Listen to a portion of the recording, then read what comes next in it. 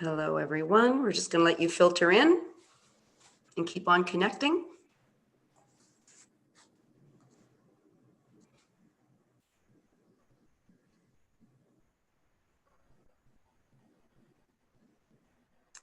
All right. We have quite a few of you here, so I think we're going to begin today's session. Welcome, everyone. I'm Carol Bold. I'm a member of CERAH. Welcome you all to today's Lunch and Learn on Palliative Carelink. What is it? Who should be connected? A lot of interest in this session today. So I want to get going right away. But before that, I've got a few little housekeeping things to tell you about. First of all, we have another session for Lunch and Learn coming up on December 2nd. It's Advancing Patient and Family-Centered Care During End of Life for Indigenous Persons and Their Families at Nipigon District Hospital, Memorial Hospital. So at the end of the session, a link will be provided in chat so you could look at that session information.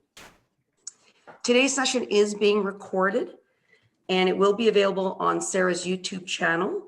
A link will be provided to the YouTube channel afterwards. Stephanie, I'll get that together. Today, we're going to ask you to mute your mics, please, and turn off your videos just to minimize distraction. However, if you do have questions, we welcome you to ask them, unmute yourself and ask them, or to put them in the chat box, and the message will be brought forward. If you have any technical issues, please private chat Stephanie Hendrickson. She is here to help you with that. Slides for today's session will be made available, as there is also a rack card, a little information resource. So if you want that, please email me directly and we can make sure you get that information. Without further ado, I'd like to introduce you to today's presenters. They are Melora, Reegan, and Tricia from Palliative Carelink, which is housed at the Norwest Health Center. So Melora Serediuk is a registered nurse with over 20 years experience in community health care. She's a certified Canadian hospice palliative nurse care who has been working in a new position as a nurse navigator at Norwest Community Health Center since May. Before this, she worked as a community care coordinator with the Northwest LHIN, and she also worked for over 15 years as a community care coordinator, as a visiting nurse, gaining experience, valuable experience in palliative care.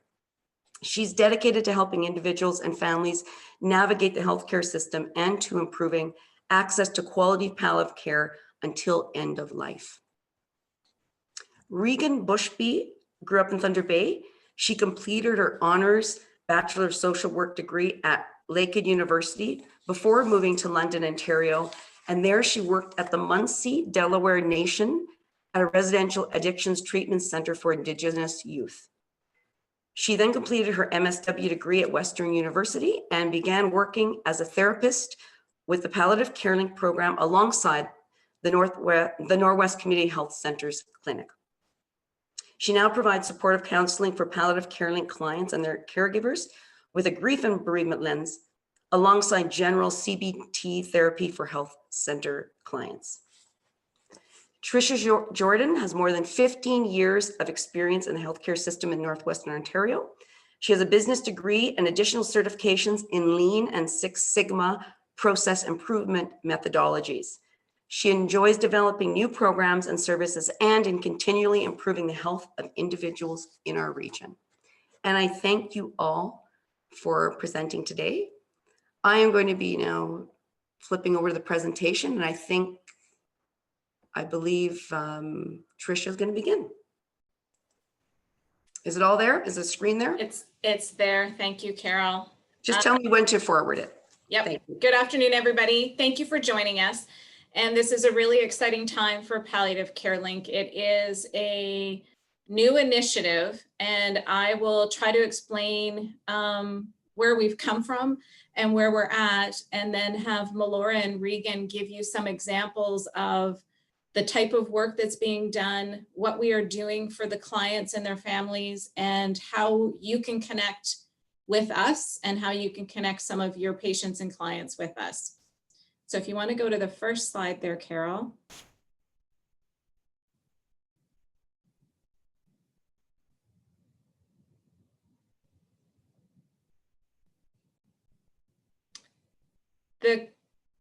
you can go to the next one. So Palliative Carelink is actually a collaborative of several community partners, and Hospice Northwest and Norwest Community Health Centers are the lead organizations. So Carol, I don't know, it didn't switch over. I'm going to try one more time. Sorry about this. I'm going to stop That's share. okay. One moment, please. Okay.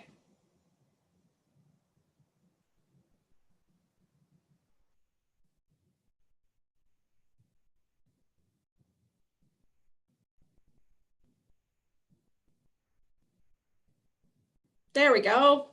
Perfect. Oh, you can go back. There we go. So this, like I said, Hospice Northwest and Norwest Community Health Centers are the lead organizations. The steering committee includes both of our organizations, plus the Northwest LIN Home and Community Care Group, Northwest Regional Palliative Care Program, the Palliative Care Physicians Group, and St. Joseph's Care Group, Thunder Bay Regional, and we have a patient representative. The funding, so we are all situated, the three of us who are presenting today are all situated and are technically employees of Norwest Community Health Centers, and that's simply because the funding flows through Norwest, and right now this is where we're situated. The funding for the program itself includes 1 FTE of a manager, a nurse navigator, which is Melora, the 0.5 therapist, which is Reegan, and a 0.5 FTE equivalent of administrative support. So if you want to go to the next one now, Carol. So just to give some history, and some of the people, I couldn't see all the names as everybody logged in a little bit earlier, but I'm sure that many of you that are on the call were probably involved in developing this concept and the actual proposals. It was going on for many, many years. So after lots of work by lots of different individuals, the initial phase of the program was approved late last year in 2019. The project management group 807 was hired in November, so a year ago, to start pulling things together. I was hired and joined the program in January of 2020. Melora, as the nurse navigator, came on board in March. We were able to come up with a program name.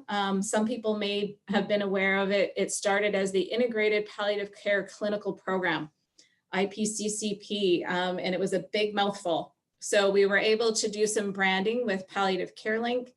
We got it launched in May of 2020, which we thought was pretty awesome because the target date was April. And as everybody is well aware, COVID came upon us in March. And so we've got our first clients registered in May. Reegan joined us in June, and we did, as we got some of the kinks out, we did a bit of a media launch in August. If you want to go to, so this is our wonderful logo. So we are really proud of it, and it actually has, a lot went into it. So the steering committee provided a lot of input regarding what the values were of the program and some of the key philosophies. And we gave that, and we worked with some of the marketing and branding experts that we had. And so Palliative Carelink was agreed upon as being the name. It obviously has some description to it, but we also wanted to make sure it focused on the connections that we are providing and hope to provide for clients and their families. You'll see in the logo, it's a dragonfly, and it has a circle, and both are very intentional. So dragonflies, for many, many different cultures, symbolize change, and the kind of change that has its source in mental and emotional maturity and understanding the deeper meaning of life. So it was selected, and it also indicates wisdom and light and holds insights into that adaptability. Dragonflies have a very short lifespan, but get a lot accomplished in a short period of time. So that demonstrates how a client can adapt to their situation and be peaceful with the support of their circle of care. So it was done very intentionally, and we are happy to be able to then work with that. And hopefully people remember the program when they're looking for it. So you can go ahead, Carolyn, you can go past that. I just want to make sure that if you do get the presentation, you'll have some of the meaning of the logo. So where are we now? I pulled the data as of October 31st. We had 45 clients registered so far with Palliative Carelink since May. And I know we have more than that. As of last week, I believe there was 47 or 48. The target, just to sort of put that in perspective, the Lynn was hoping that over the first fiscal that we would be operating, we would have 80 clients. So we are progressing well. The clients are coming from a variety of different sources to date, and you'll hear some of the stories that we can share. The feedback has been quite positive. We're learning a lot of how we can do things even better. And we're developing new tools and coming up with the infrastructures that can best help. So far, of those 45 clients, 16 of those clients or their caregivers that are attached to them have requested or have been referred to and are receiving therapy through the program. And we are just in the process of introducing some after hours support, a line that will be available for all the after hours 24/7 on the weekends for those clients who are registered to the program. So that's where things are at. It's been a quick start, and obviously we're learning lots, but we're also finding that we are very quickly making some really good positive impacts with clients and families. So I'm going to pass this over to Melora now. Thanks, Tricia. So I'll go over some of the services that we offer, or the services that we offer. So I do complete a holistic assessment with clients and families over the phone. It's not just medically based, it's quite subjective, and it addresses a lot of areas that can impact quality of life. System navigation, service coordination, health teaching, psychosocial, spiritual needs, and then anyone who requires or requests supportive counseling. We do a referral for Reegan, and she's involved as well.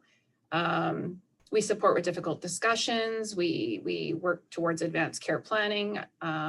We're always approaching things from a palliative care approach. So it's quality of life is the main thing that we want to maintain for clients and families. As Tricia mentioned, the 24-hour support is starting shortly. It's actually up and running. It's just a matter of connecting people to that service and testing it out. We advocate for clients across all care settings. So kind of unique to other programs, the idea is that the client and the family will at least have a palliative care nurse that will advocate for them no matter what setting they're in. If they're transitioning often, we make more contact. If they are just at home, then we advocate with their primary care team. We offer grief and bereavement support. So we are able to help clients and families long after their loved one has passed away. And if we think that more intense therapy is needed for complicated grief or other things, we make those connections. And basically the assistance with pain and symptom management. We know pain and symptom management has a big effect on people's quality of life. So based on subjective information the clients are telling us about how they're feeling, we would advocate with their circle of care to make sure that that's meeting what their expectation is. So next slide, please. So I kind of liked this little tree. So I tried to use that as an example. Think of us as an added layer of support to what care team the client already has. We're not here to promote a brand new program that wants to take over and be the person that everybody calls. We work with the team to determine what's needed and how we can help. So the main thing, we treat the whole person. We have the time to get to know clients, understand what they want for their care, and make sure that they understand what those goals of care might mean for future situations. So to point out that if there's a problem they're struggling with right now and they feel that this is how they want things dealt with, what that could mean for other things that they want down the road, right? What that impact is. We advocate when they're transitioning to a new care setting. We're not afraid to have those difficult conversations when it's time. We gauge that. Some people share everything on the first phone call, and some people it might take 3 or 4 phone calls for them to be able to talk about some of the difficult stuff that we do talk about, with a goal of always sort of having a plan in place for end of life, so we're not all scrambling in crisis mode near the end. We work towards ensuring they know who their substitute decision maker, and we assist with power of attorney paperwork if they need help. So quality of life is promoted, and as discussed, it's pain and other distressing symptoms that can impact quality of life. So we want to make sure they're as comfortable as possible, and that not only their medical needs are being met, but their psychosocial and spiritual needs. We clarify for clients who might be a little bit confused who their primary contacts are, who they call for different things. We try really hard to maintain communication with the whole care team, despite the silos that we often work in and the time it takes to maintain that communication. We reach out and we try to maintain that. And we basically, if we are told of any distressing symptoms, we advocate for the client and contact the care team right away to help guide the care plan. So we support the family and caregivers as if they are part of the client unit. We understand how important they are, and their needs really matter. We try to facilitate communication between clients and their families and their caregivers, especially with difficult discussions. Sometimes that conversation doesn't happen. And we provide the supportive counseling for caregiver stress and anticipatory grief. And we also provide the bereavement and grief support that's needed after the client dies. And for ones that are more appropriate, we transfer over to Hospice Northwest for their grief and bereavement support. It's generally, if we haven't had that contact, then we would refer to Hospice Northwest. But if Reegan's been heavily involved and they're really more comfortable dealing with Palliative Carelink and we've got that rapport, we'll continue on with grief and bereavement unless it becomes a lot more complicated and they need another connection. So next slide, please. I guess the one thing I did want to clarify as well, we don't replace direct care nursing. So our holistic assessment is mainly subjective and it's been over the phone to date. So we don't want to confuse matters to think that we are providing the hands-on nursing care. We're that added layer of support, as I said. So this diagram here, there's often confusion when people hear the term palliative care. Everyone thinks they're dying. So a lot of people are very scared of that terminology. And because we want to get people onboarded to our program earlier on in their disease process, we want to make sure that everyone has a chance to understand the difference of how we see palliative care and end-of-life care. So palliative care can start at any point someone's diagnosed with a life-limiting illness. They could have months to years. This is when we're introducing the palliative approach to care and the services that are available. We want to ensure early on that we're understanding how to manage symptoms so that we can optimize quality of life.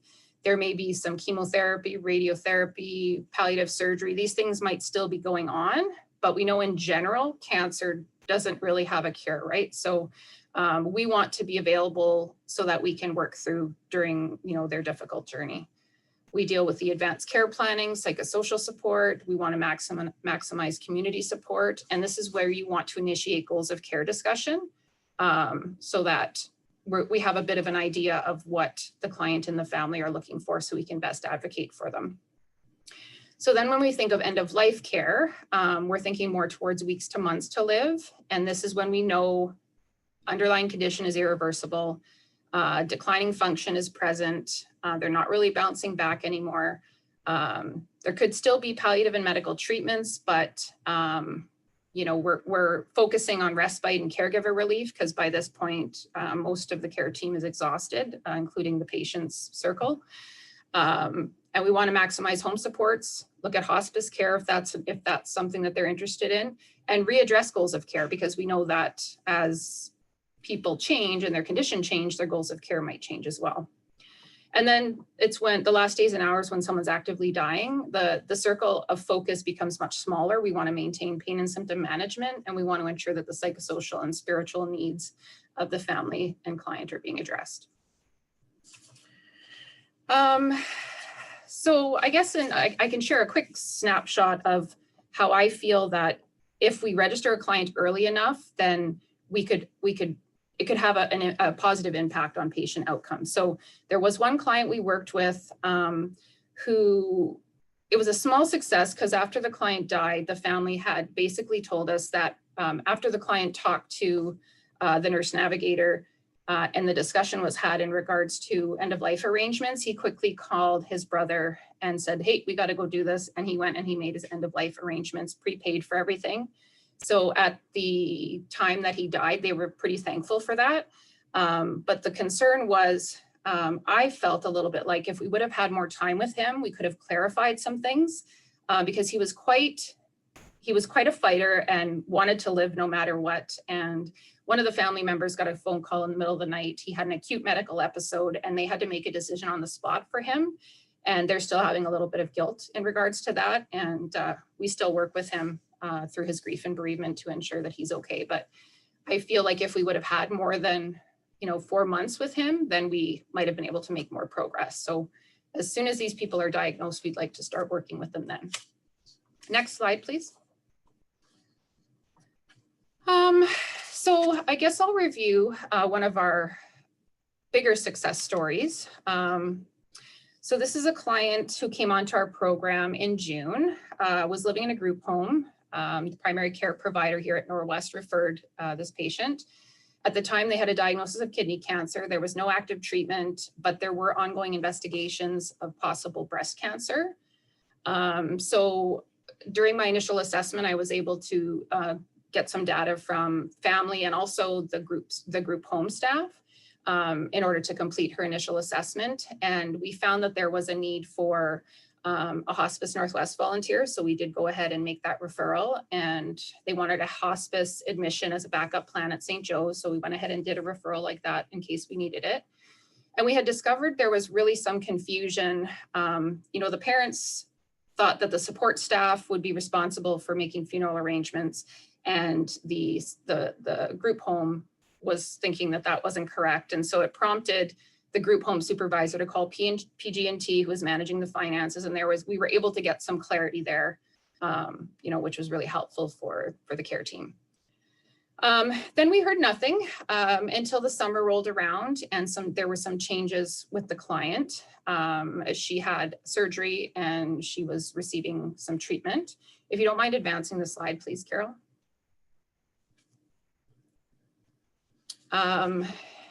And so at this point, we found out that Northwestland Home and Community Care was involved. She was on for short-term treatment for nursing care because she had a drain that was put into place. The group home staff was expressing difficulties coping. They had worked with this patient or client for probably over 15, 20 years. And they were really struggling with seeing her in pain and knowing that, she was getting closer to end of life.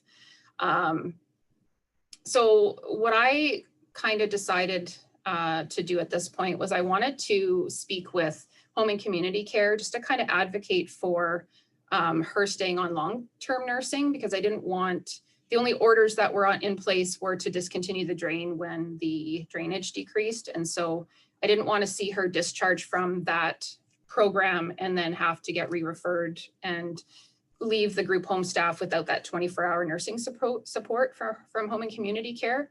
So in doing that, we were able as a team to organize a wraparound plan for the client in the group home, in less than a week. So as a team, we ensured that they knew that they could call their nursing provider for any questions after hours. A palliative NP from Home and Community Care became involved. We were able to work together to complete the end of life plan that the group home requires in order to ensure that they can follow through with the goals of care that are requested in regards to end of life. So sometimes in group home settings or in retirement homes or supportive housing, it becomes a little difficult to just honor a DNR because a lot of people are bound by other rules, I guess, within their own agency. So that was a big win. And so there's lots of advocacy. And, I guess the other thing that was really helpful was in talking to Mom, she was starting to express some grief and some anger in regards to how much her daughter has had to suffer, and that, like, for example, she would never be eligible for MAID because of her current things that were going on. But I guess, you know, in talking to Mom, we were able to empower her. We reached out to the group home, made sure that they gave us a contact for PG&T. Mom wasn't even sure how this client's finances were managed. So when we gave her that number and she made a phone call, she was much happier to realize that she could make her end of life arrangements. The finances were there. That part was taken care of.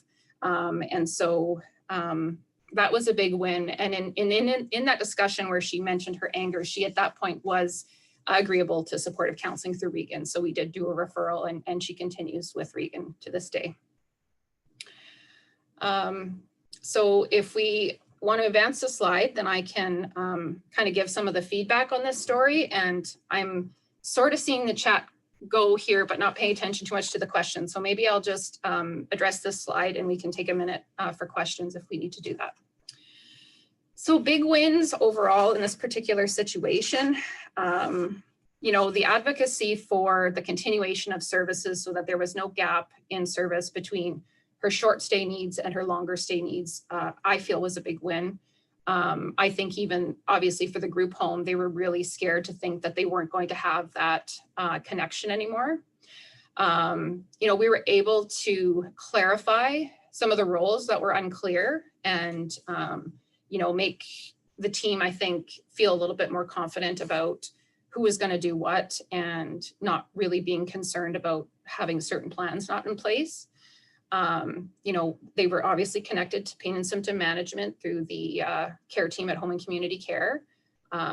And we were able to address both of the care team's needs. So when I say both, family is having supportive counseling through our program, through Reegan, and then the staff at the group home have reached out to Hospice Northwest, and they're looking at doing some supportive counseling for them as well. So they're both connected to their respective supportive counseling. And so I guess the one thing that really struck me when I talked to the supervisor, I did spend a lot of time with her on the phone, but at the end of it, she says, "Thank you so much. I don't feel as overwhelmed as I originally thought I was when thinking about having to plan for this client's end of life." So I think the big win sometimes is not even about coming in and intervening and providing a specific structured service. It's just about listening to what the current concerns are and trying to make sure that they're aware of who does what in the care plan and who they can call when. So sometimes it's just reassurance. Sometimes it's just clarifying the roles of the care team. But in this situation, it worked. So maybe there, if the team agrees here, we can just pause for questions unless they've all been answered. I've been having a hard time following it. Hi, Melora. I could chime in here. So Tricia addressed the questions regarding our jurisdiction, where what communities we're involved with.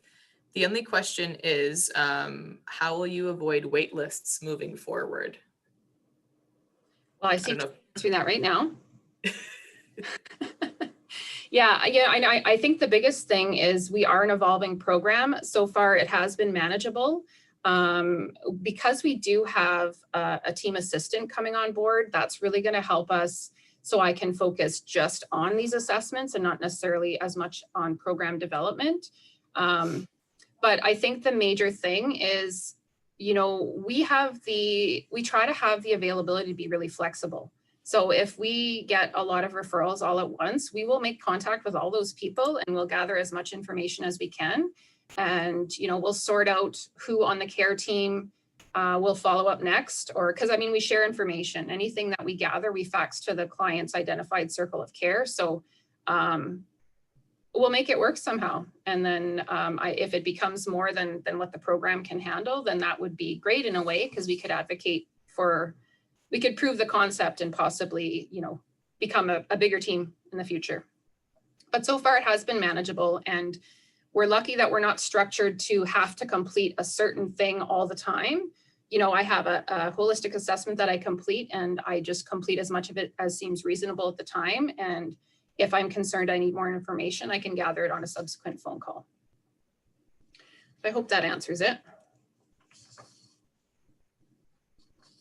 It's Tricia, and the only thing that I'd like to add is that the service that we're providing to clients and their families is been found to be super, super valuable. And obviously we feel that there's a gap in the system, but keep in mind that their direct care and their connections with, be it their primary care provider or their palliative physician or their nurse practitioner, that is going to continue regardless. And although we may help them get connected initially, that they wouldn't be left without anything. We hope we never have that kind of wait list, except like Melora said, it would mean that we've been very successful and we would be putting the proposals. I put a quick thing in the chat that we would be preparing proposals for our future needs, and we're working towards that as a steering committee very soon. Okay, awesome. So I'll just continue here. Melora, there might be a few questions in the chat when you have a second to take a peek, and I'll just continue on here and we can feel free to pop in any more questions as I go along. So we could go to the next. Yeah, perfect. So first of all, hi everyone. Happy Wednesday. Just checking it is Wednesday. Yep.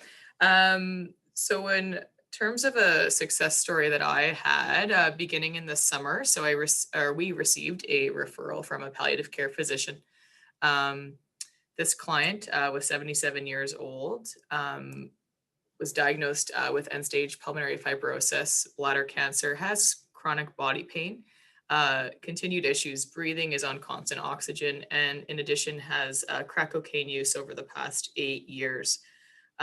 So in terms of his needs, housing, in identifying a reconnection with his family that has been distant, in need of power of attorney to determine a substitute decision maker, primary contact for emergencies, a will and testament to work on his obituary, and also wanting to donate some of his organs to a family, and also no end of life arrangements. So some struggles within some of these goals is potential aggression with some practitioners, drug use in the home, no transportation, and continued financial issues.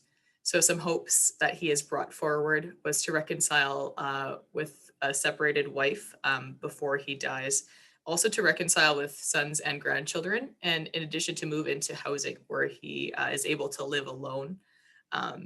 This also continues with his values in him valuing independency and privacy, and in quotes, wanting to die with dignity and dying at home with family nearby.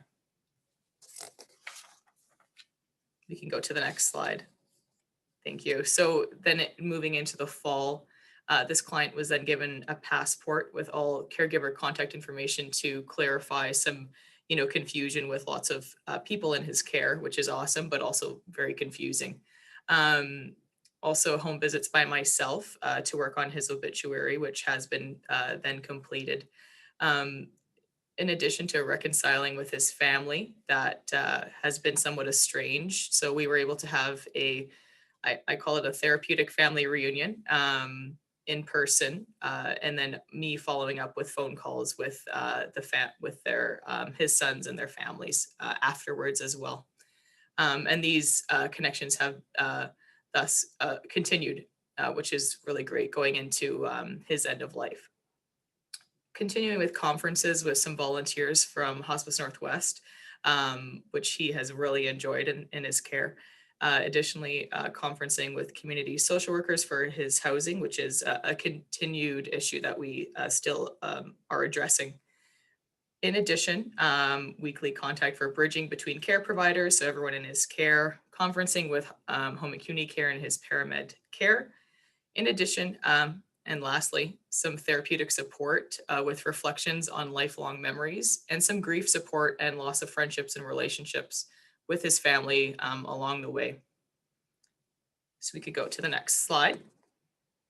So some big wins here. So the client has become much less anxious.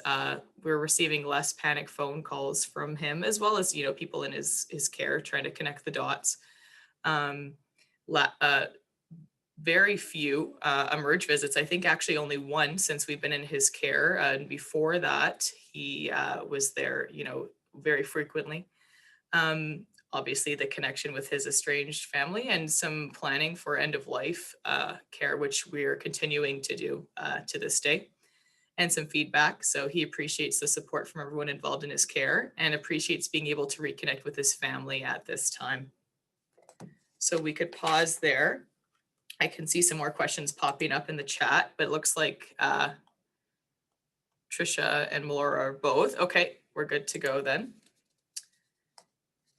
To the next slide. Awesome. So a brief kind of description of an additional client. So we have a 94-year-old here with a recent diagnosis of advanced cancer and severe pain, additionally legally blind and has some macular degeneration. So living at home with daughter, who was a primary caregiver, and an additional daughter who moved in from out of town, quite a far ways actually, to help with end of life care. So there was an interdisciplinary approach with home and community care and the end of life care team, and supportive counseling with myself for actually both of the daughters it was offered for. And as well as an organized good death as we would quantify it. And to this day, I still have one daughter on my caseload, and she continues therapy with myself for grief and bereavement support, as well as we're working on some now, thriving beyond being just a caregiver, right? So some fun stuff to work on there. We can go to the next slide. And a quote. So from the family and caregivers, all the care provided has been stellar. I just wanted to call and say thank you personally for all your support in the last days of our mother's amazing life, and for everything that you folks do to make passing at home with family around possible. Hats off to you and to other nurse practitioners at home and community care. You guys have been amazing. I don't know how we couldn't have done it without you. Thank you, thank you, thank you. We are doing okay, and I hope you have a great day, and God bless you in everything you do. Take care, and bye now. So that was feedback that we were given, and I mean, to this day, she still gives us really good feedback. So it's really great to have her still in our care. So we can go to the next slide. I can do this one, Reegan. Mm-hmm. So this is a little scenario. We've been able to connect with the managed alcohol program in Thunder Bay. So if you're not familiar, the Quay-Keewin Shelter House does have a managed alcohol program for people who require alcohol for their addiction. We have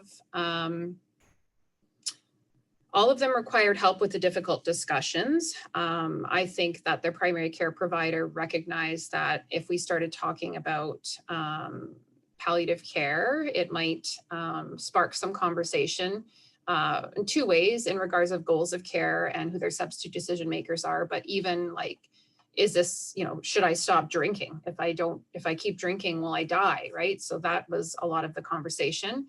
3 out of the 4 clients that were referred from this managed alcohol program attempted detox and moved out of the shelter into transitional care. Unfortunately, one of them died. 1 relapsed, and 1 remains sober, and we continue to work with her on her power of attorney paperwork, and she's still in transitional housing. Our 4th client, I worked really extensively with the MAPS team, Chiefs of Ontario, Anishinaabe Nations. I also spoke to the health director and their home community, the chief of the home community, the nurse in charge in the home community, to advocate for the client's request that he wanted to return home to his community for end-of-life care. Unfortunately, in the end, it was up to the client to ensure that he could move in with family and that their place was suitable to get home care in, and that they would take over some of that care as well because of the limited supports that would be available. And he wasn't able to secure that. But in speaking with him again, an alternative plan that he's thinking of is pursuing a long-term care home admission in another community close to his home community where some of his family lives. So we're currently working with the MAPS team and the Northwestland Home and Community Care to try and continue to overcome the obstacles that are in place, and not just system obstacles. Like the client has his own obstacles as far as if he's going to quit or reduce his alcohol intake in order to be eligible for living in a group home scenario. But it's been a project that we take a lot of pride in because it's coming directly from the client and what he's looking for. And even though there's a lot of work put into it, it is all part of his, I think it's all part of him recognizing that he's getting closer to end of life care. And even if those things can't happen, the fact that we're all exploring them and he's aware that it's up to him in the long run as to how he's going to be able to accommodate these changes, it's been a really good team effort. Next slide, please, Carol. The primary care provider who provided these referrals to us, this is a direct quote that I was thankful he provided to us when we asked. Palliative Carelink has been an amazing resource for my clients. The interdisciplinary approach builds on existing primary care resources and services in a way that keeps clients' needs and wishes at the forefront. The program helps clients to define what a palliative approach to care looks like for them and respects other factors like addictions, precarious housing situations, and a harm reduction approach to care. I've sent numerous referrals and the team has gone above and beyond to connect with each referent and treat all individuals with respect and dignity. I've sent referrals on 2 individuals who were unable to connect with their other hospital-based palliative care resources, but they were able to connect with the with the Carelink team. I believe this is because of their community primary care-based approach, which often is less daunting for individuals. I think the team also respects the relationships that have been built over years with these clients in their primary care environment, so there's more trust in the team and its values.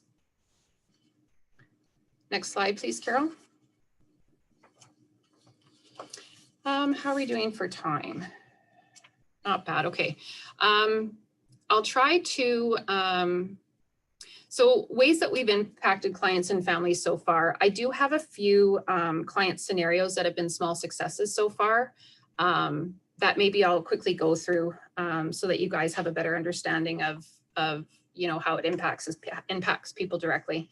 So we had a client who suffered with advanced COPD for years. She was widowed, lived with her primary caregiver, which was her only son, made the decision to pursue MAID. Her biggest concern was to make sure her son was okay after she was gone. At our recent 3-month phone call follow-up, he was really appreciative of the phone call. He said, "I'm doing much better than expected. And it's so nice for you to call again, but you don't have to worry about me. I'm doing okay." Another client, very complex client with heart disease, left-sided damage from a previous stroke, and cardiac arrest, is non-ambulatory. Goal was to remain at home, was admitted to ICU, and then she was ALC for long-term care at the regional hospital. The family had requested support from the nurse navigator, so we advocated and helped plan for the return home, in partnership with home and community care as well. There's a better plan in place now. There's no further hospital admission since then, and there's been no distressing phone calls from family, which was actually happening quite a bit when they first came onto our program. She continues the supportive counseling through Reegan. Another client with cognitive deficits, newly diagnosed cancer.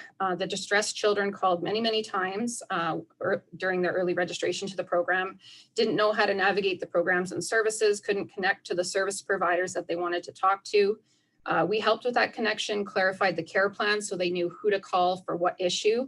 And we've heard nothing for several weeks. And one of the daughters continues with supportive counseling with Reegan.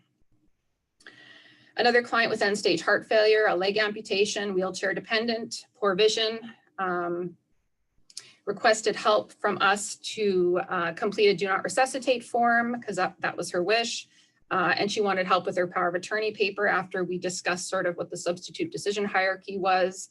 And she recognized that she needed to do this work. We were able to complete as much of the power of attorney paperwork as we could for her, and we mailed it to her, and she and her substitute decision maker and witnesses were able to complete the power of attorney paperwork. So now she's got that in place as well. On last example, I have congestive heart failure client, history of a motor vehicle accident, was an internal referral from Norwest, called many, many times on a weekly basis related to insufficient pain control, but it was complicated by an admission of a chronic addiction to opioids. She regularly reported that she wanted to die and why would nobody help her do that? that this is no way to live. After our assessment, a better care plan, I think, was put into place because it was a matter of ensuring that the care team was all communicating with each other and her needs were being met. And again, no further phone calls from her in distress.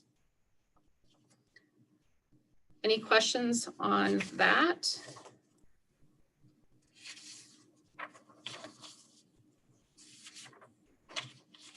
If not, I'll pass it over to Reegan.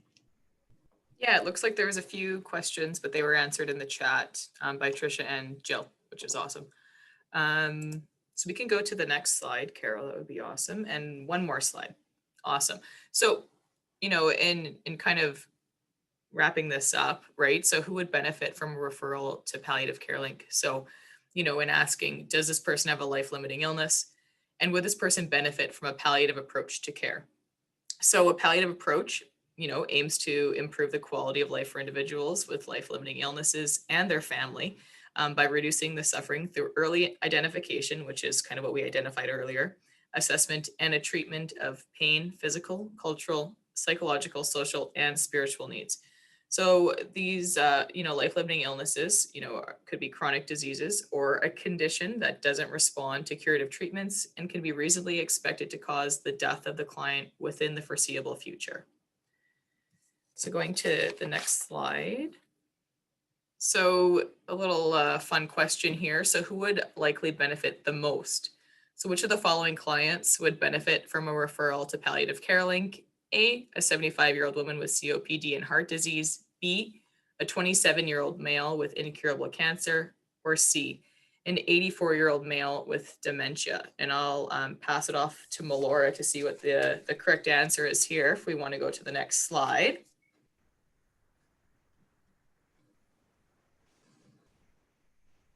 It's not a trick question. All of them are. They're all appropriate.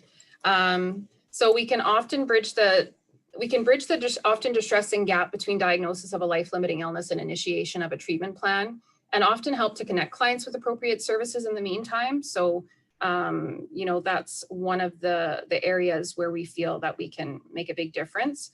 We can be that contact person because our program does have 24-hour nursing contact for clients and families. We can be the contact person for clients and families who may not have any other connections yet, and would otherwise access the emergency department if something, you know, if they had a question or something went wrong. So they'll be able to call us if they don't know who to call. You know, if home and community care is involved, then there's a discussion in regards to when they're called. Obviously, we advocate for those services, the direct nursing, to be contacted first, but we know that often a lot of times people could die without being recognized as needing end-of-life services. So if we onboard people as soon as they're diagnosed, then we can be that contact and keep people in the community. And then people who require that little bit more psychosocial, spiritual support and supportive counseling. So we all have, you know, people in mind on our caseloads, I'm sure. Often medically driven providers, especially during COVID, don't have a lot of time for difficult discussions. So we can be the part of the team that helps to gather that information and communicate it to the team for better care planning and treatment plan in general. Next slide, please, Carol. So how do you register a client? This is a very fuzzy copy of our registration form. So don't try to read it. But who's eligible? So very simple eligibility criteria. A client who's living with life-limiting illness who would benefit from a palliative approach to care. And for now, it has to be a client who lives in Thunder Bay or the surrounding country areas. How do you register somebody? You complete this registration form and fax it to our number. We do have a PDF if people are interested, but it's also available for download on Norwest Community Health Center's website under Palliative Carelink.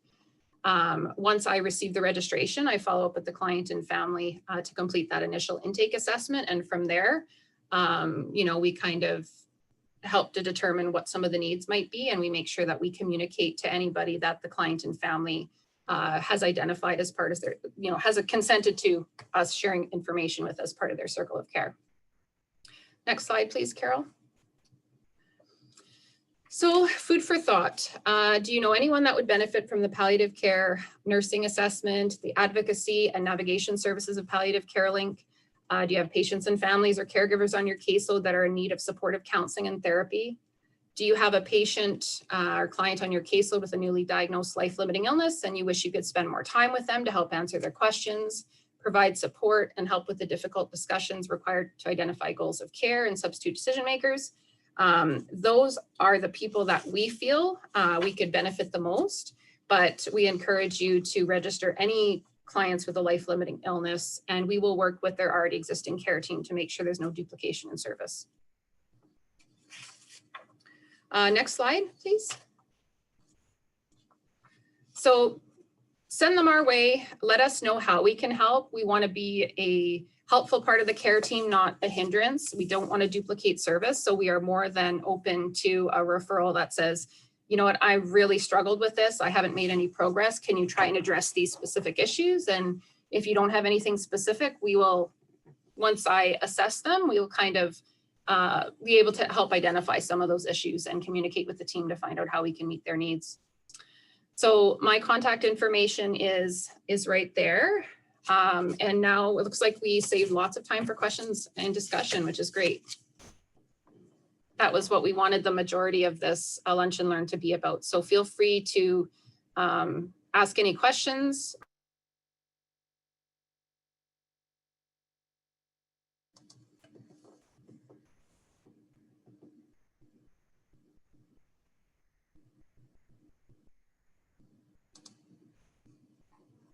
So Mary, yes, for sure. I mean, obviously, we would also like to be able to provide this service to the district.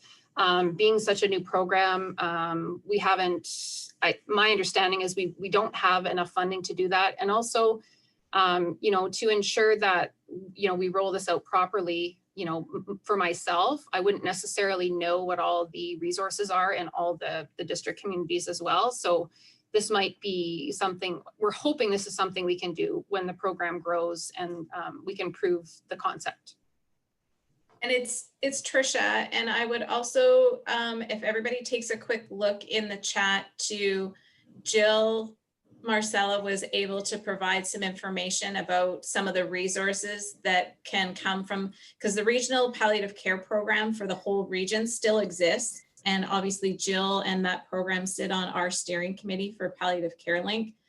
But take a look because there are those resources there. And if as we grow, then obviously that would work. And Melora is obviously getting busier and busier with the clients and working with the clients and the families. But if there is somebody who is looking for an idea or is looking for how she may have done it, by all means, give her a quick call and she would try to provide some of that. And obviously there's lots of sharing, but please make sure you take a look at some of those resources that Jill has posted in the chat. And I'm just looking, Caitlin, you were asking the funding. The funding comes from the LIN. So Palliative Carelink has an HSIP with the Northwest LIN that outlines what the expectations are and what they're funding. And that funding comes through Norwest Community Health Center. So that's why we're here at the center. That's why we're located where we are right now. And we definitely would roll out more education and an announcement if we were in a situation where we could open it up to a larger community.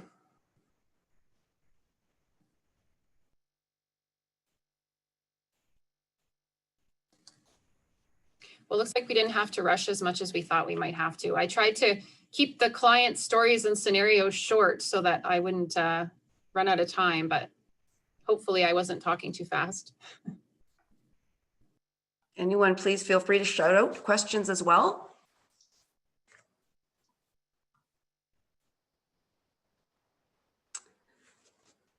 The last thing that I'd like to remind everybody is that because it is a very open eligibility, then don't be shy to send in a registration form or to call Melora and make that connection, because it's not meant to be exclusive. It's meant to be as inclusive as we can be. And just looking, Amanda, as far as the referral form, you can connect with Melora, but the easiest way is to go on to the Norwest Community Health Center's website and just do the search for the Palliative Carelink. And we've got a version that you can just download and fill it in and send it in to us. And definitely, if you have any difficulty with that, or, you know, just reach out to me. My phone number's there. We can exchange emails if it's easier to get an electronic copy. You know, we like to have it downloaded from the website as much as possible, because if we make any tweaks to the registration form, then the most up-to-date version will be there. But, you know, we want to make it easy for you to get the registration form. So let me know if you're having any difficulty and you need me to send it to you.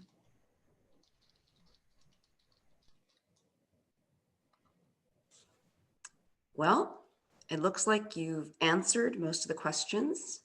I want to thank you all, Reegan, Melora, and Tricia. Really great presentation. Wonderful to hear about Palliative Carelink. Everyone, do notice in the chat that this is going to be posted on the YouTube channel. And of course, if you want a copy of the presentation or information, just email me directly. We'll get it to you. The next Lunch and Learn is December 2nd. There's a link right there, so you could read all about that. Thank you all very much. And thank you everyone who's attended today. Oh, a quick poll. Please take a minute. It won't even take you a minute. This will take you probably 20 seconds. Please fill this out for us. It'd be very helpful. And we appreciate you joining us today. We see you soon again. Thanks, everybody.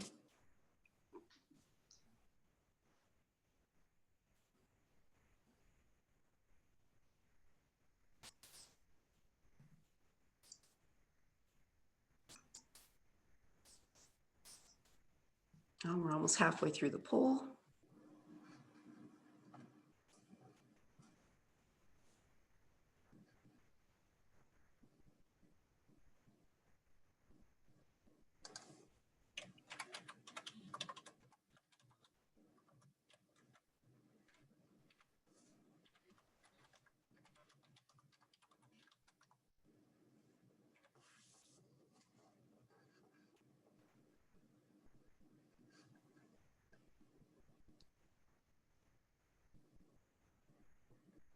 Right.